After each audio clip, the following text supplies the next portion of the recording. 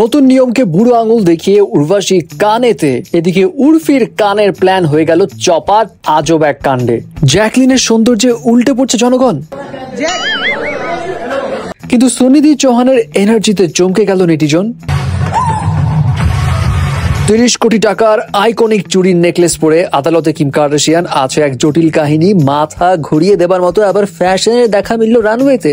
Interesting video আরো আছে, তাহলে আর দেরি না করে ঝাঁপিয়ে পড়ি গসিপসে। প্রথমেই আসি কান ফিল্ম ফেস্টিভ্যালের কাছে। কান হচ্ছে আর উর্বশী যাবে না। 4.5 লাখ রুপির বিশাল এক গাউন পরে এবং 5 লাখ রুপির তোতা ক্লাচ হাতে নিয়ে ইভেন্টে তো আসলো, কিন্তু তাকে যে বের করে দেয়নি কপাল ভালো। কারণ ঠিক আগের দিন রাতে কান থেকে জানানো হয় ভারী মোটা গাউন কিংবা লম্বা টেলওয়ালা গাউন যেগুলো সামলাতে 2-3 জন লাগে এমন পোশাক পরে আসা যাবে না গো। প্লাস বেশি খোলামেলা পোশাকও পরা যাবে না, কারণ এটা ফ্যাশন শো না, ফিল্ম ফেস্টিভ্যাল। আর নিয়ম না মানলে বের করে দেওয়া হবে এমনটাও জানানো হয়।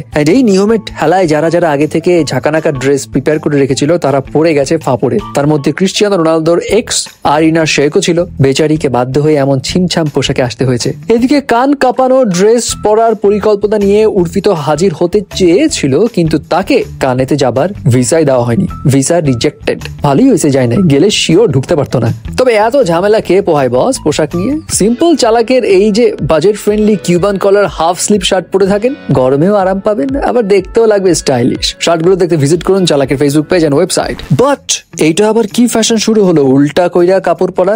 আরে ছোটবেলায় কত এই কাপড় পরছি উল্টা কইরা, তখন যদি জানতাম এটা হবে ফ্যাশন। কিন্তু জ্যাকলিন যে আরেকদিকে যেই লেভেলের কিউট হয়ে এসছে, তাকে দেখে গিয়ে তো প্যাপারাজি উল্টে পড়ছে। হেভি টাইট সিকিউরিটি নিয়ে জ্যাকলিন হাজির হয় এক ইভেন্টে, যেখানে তাকে দেখে অনেকেই বলছে সখী গো মন উড়ে গেল তোমার দিকে। বাট শুটিং এ চুল উড়ানোর কাণ্ড দেখে তো সবাই চাচ্ছে এই ভাইটির প্রফেশন নিতে। না মানে আসলে এমনি হাওয়া দেওয়া যদি হয় প্রফেশন, তাহলে তো মজাই মজা। অপরদিকে এই কান মান বাদ আদালতে $3 মিলিয়ন মানে 36 কোটি টাকার নেকলেস পরে গিয়ে তো এখন আলোচনায় কিম কার্দাশিয়ান। এই নেকলেসটা কিন্তু 2016 সালে কিমের বাসা থেকে চুরি হয়ে যায়, যদিও ওই চোর ধরা পড়ে যায়। আর ওই মামলায় ওই চোরের বিরুদ্ধে সাক্ষী দিতে গিয়ে এই চোরের সামনে চোরের চুরি করা নেকলেসটা পরে চোরকে অকাত দেখিয়ে দিল কিম কার্দাশিয়ান। পুরাই ড্রামাটিক। আর এই চোর চোর নিয়ে বলতে বলতে হঠাৎ মনে পড়লো সুনিধি চৌহান স্টেজে চোরি চোরি কি আরে ধুম 2 এর এই গান গাওয়ার সময় তো সেই এনার্জি দেখালো।